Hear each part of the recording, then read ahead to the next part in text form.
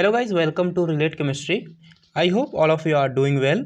सो friend, इस video में हम लोग डिस्कस करने वाले हैं जी इंटरप्रिटेशन ऑफ आईआर स्पेक्ट्रम के बारे में। मतलब कि ये जो हमें पीक मिला है, इस तरीके से हमें ब्रॉड पीक क्यों मिल रहा है, ये शार्प पीक क्यों मिल रहा है, ये सारी चीज़ें, और इसी पोजीशन पर क्यों मिल रहा है, ये सारी चीज़ हम लोग देखेंगे।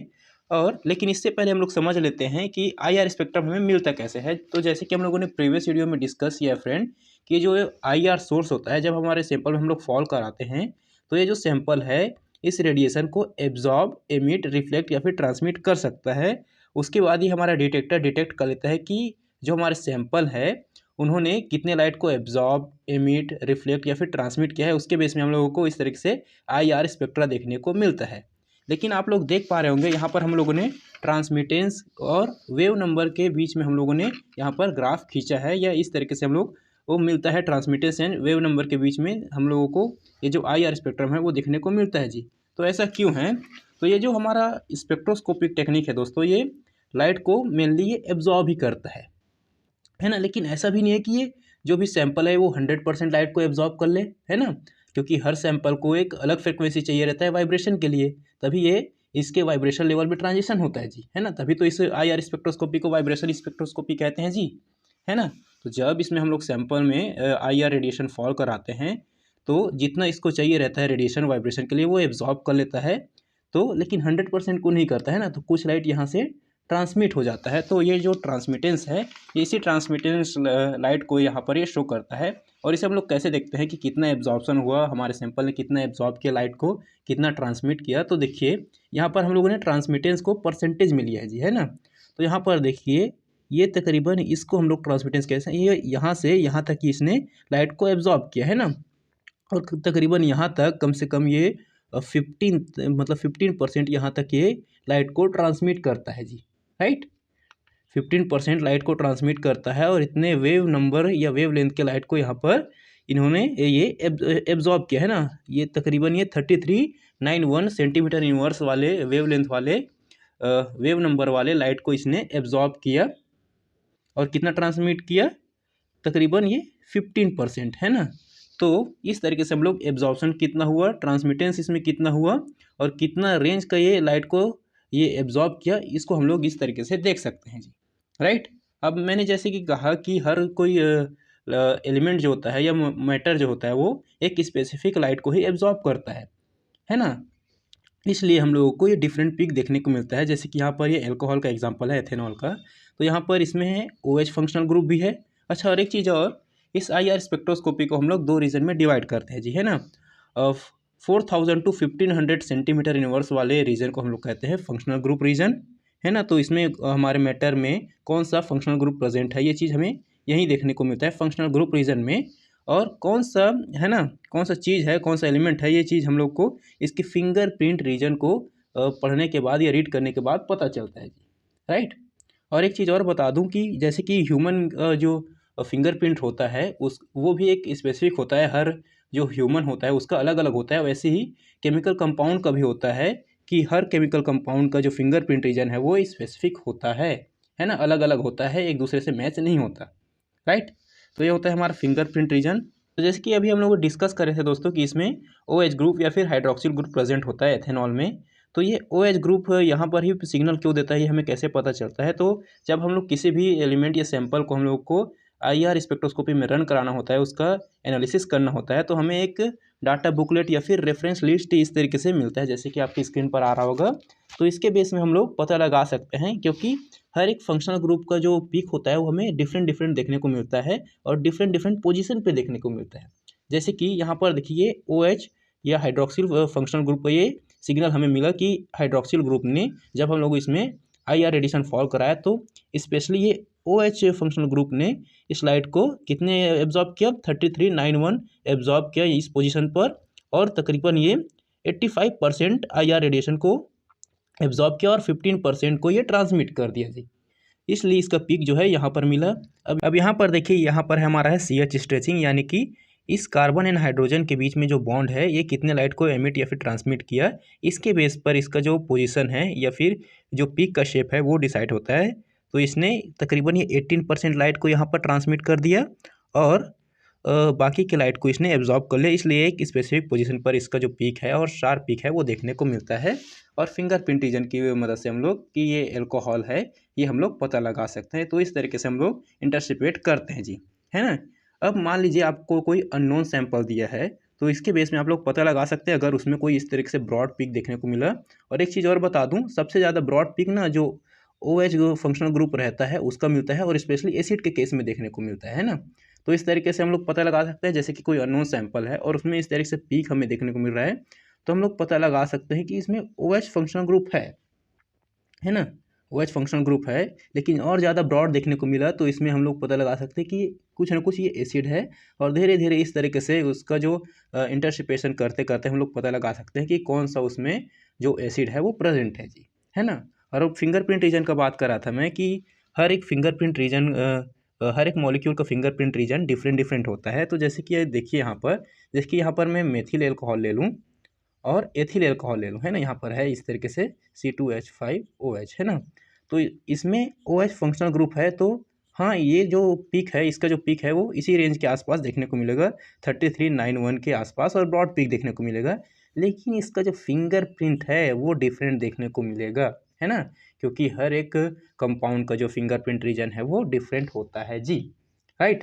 और एक चीज़ और दोस्तों, जैसे कि हम लोगों ने प्रीवियस वीडियो में डिस्कस किया था कि type of vibration and vibration mode, तो उसमें हम लोगों ने देखा था splitting, stretching vibration and bending vibration, है ना।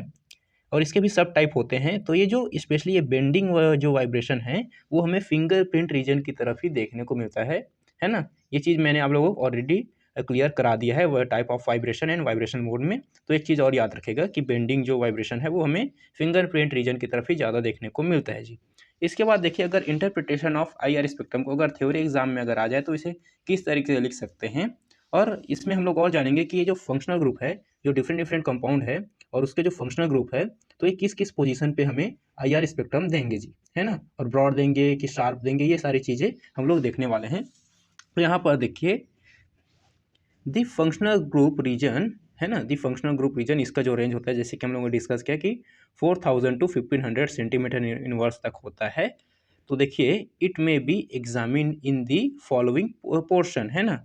और स्पेशली हम लोग 3600 to 3200 सेंटीमीटर इनवर्स को देखने वाले हैं, यानी कि इसके अंतर्गत कौन कौन से जो फंक्शनल ग्रुप है उसका जो IR स्पेक्ट्रम है, शार्प आता है, ब्रॉड आता है, ये सारी चीज़ हम लोग देखने वाले हैं जी, ठीक है।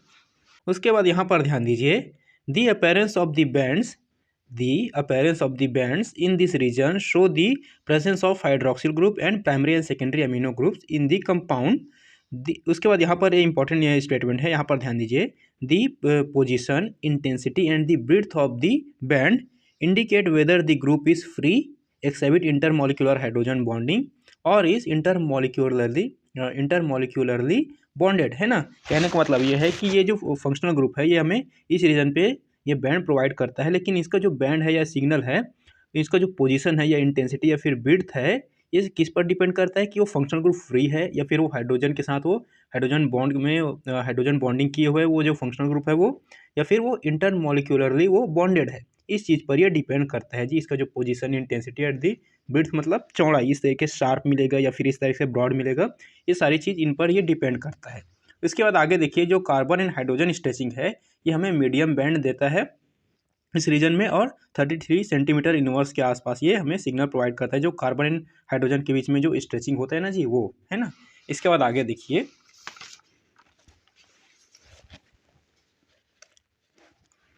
इसके बाद यहाँ पर ध्यान दीजिए दोस्तों कि ये जो हमारा रेंज रहता है 3200 to 3000 सेंटीमीटर इनवर्स, इसमें हम लोगों को कौन कौन से फंक्शनल ग्रुप का IR स्पेक्ट्रम देखने को मिलता है। तो देखिए यहाँ पर कार्बन एंड हाइड्रोजन स्ट्रेचिंग देखने को मिलता है, और ये जो कार्बन है वो डबल बॉन्डेड कार्बन रहता है।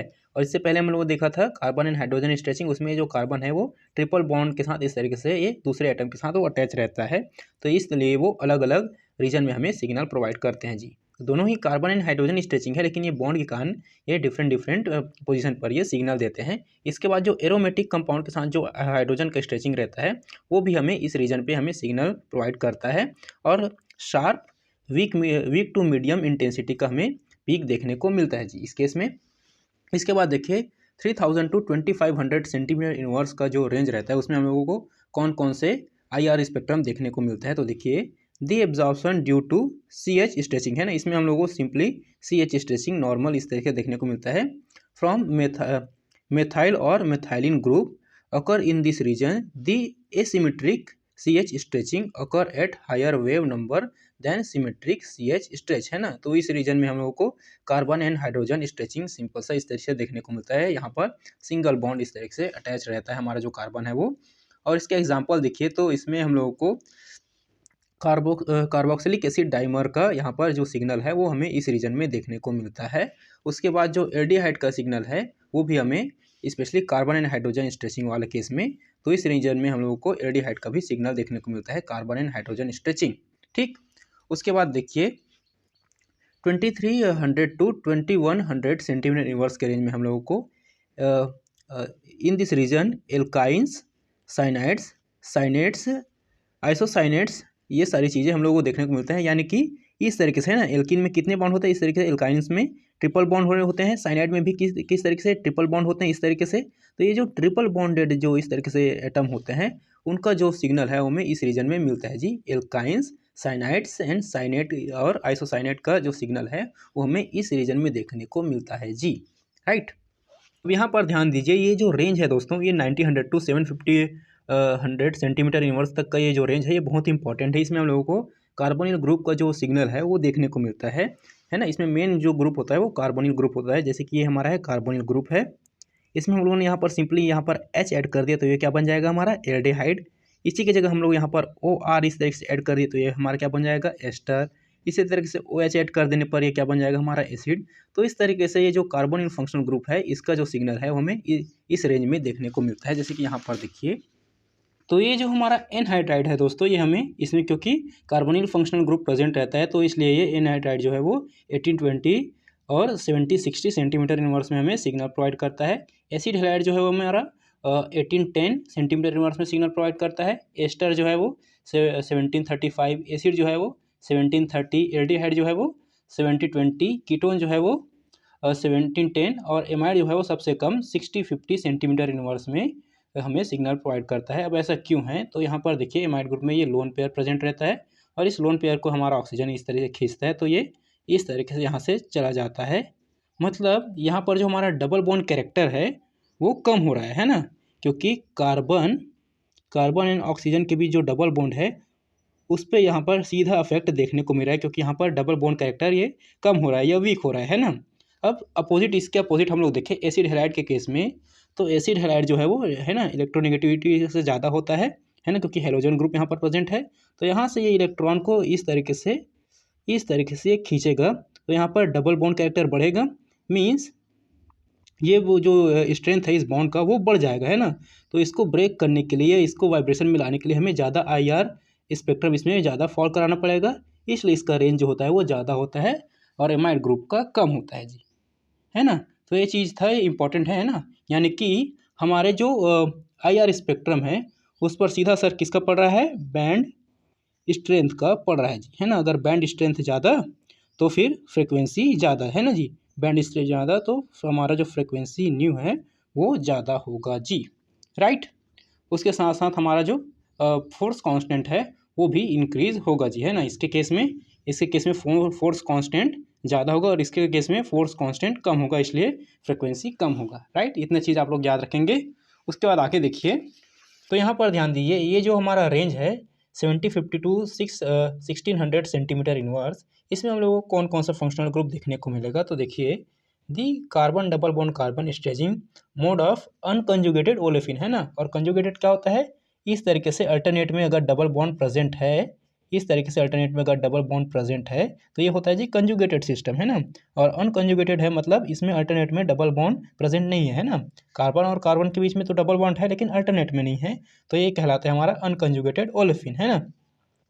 सो weak absorption at 1660 to 1640 centimetre inverse, तो इस रेंज के आसपास ये हमें सिग्नल प्रोवाइड करता है। और इसके साथ ही साथ हमें मोनो सब्स्टिट्यूटेड विनाइल ग्रुप का भी सिग्नल यहाँ पर देखने को मिलता है इस रेंज में।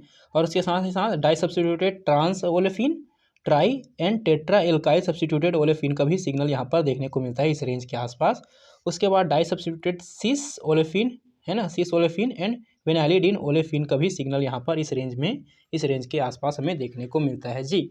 उसके बाद लास्ट इसमें है 1650 to 1515 सेंटीमीटर इनवर्स, है ना। और ध्यान दीजिए यहाँ अभी इसके आसपास अब हमारा 15 सेंटीमीटर के रेंज को और इसके इस तरफ वाले रेंज को हम लोग कहते हैं जी फिंगरप्रिंट रीजन। तो यहाँ पर ये फंक्शनल ग्रुप का रीजन यहाँ पर खत्म होता है। इसके बाद हम लोग देखेंगे फिंगरप्रिंट रीजन का जो रेंज होता है वो शुरू हो जाता है ना। तो इस रेंज के आसपास हमें कौन कौन सा सिग्नल दिखाई देता है, कौन कौन से फंक्शनल ग्रुप का। तो देखिए प्राइमरी एंड सेकेंडरी एमाइड का सिग्नल हमें दिखाई देता है and few electrons display band in the region of 1650 to 1515 centimetre inverse के आसपास हमें देखने को मिलता है। साथ ही साथ हमें प्राइमरी ड्यू टू NH2 और NH बेंडिंग के कारण भी हमें सिग्नल देखने को मिलता है जी, है ना। तो इस रेंज में इतना आता है। उसके बाद देखिए फिंगरप्रिंट रीजन। तो ये जो फिंगरप्रिंट रीजन का रेंज जो होता है फ्रेंड, ये हमारा 1500 to 667 सेंटीमीटर इनवर्स इतना होता है। तो इसके बारे में देखिए the region 1500 centimetre inverse is rich in many absorption band and the region is known as fingerprint region. The absorption pattern in the fingerprint or intermediate region is very complex। और क्यों कॉम्प्लेक्स होता है? क्योंकि बहुत सारे peak पास पास में इस तरह से ओवरलैप या इस तरीके पास पास में होते हैं, इसलिए इसे एनालाइज करना थोड़ा कॉम्प्लेक्स होता है ना, राइट।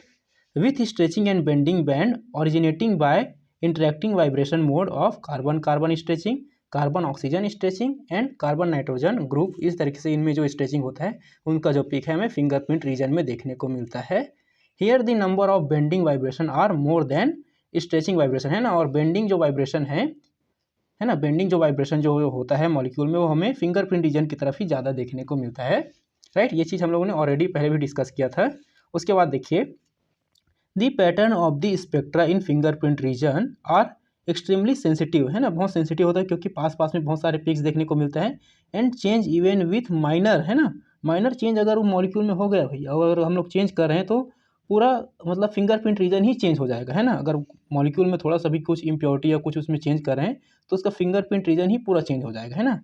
विथ माइनर केमिकल और स्टेरियोकेमिकल अल्टरेशन इन अ मॉलिक्यूल, है ना। तो ये सारी चीज़ें होता है फिंगरप्रिंट रीजन में। उसके बाद देखिए absorption in this region is probably unique for every molecule, है ना। और जैसे कि हम लोगों ने डिस्कस किया कि जैसे कि ह्यूमन का फिंगरप्रिंट एकदम से यूनिक हो रहता है हर ह्यूमन का, उसी तरीके से हर मॉलिक्यूल कॉम्प्लेक्स का जो फिंगरप्रिंट है वो भी एक स्पेसिफिक होता है जी, है ना, यूनिक होता है यानी कि।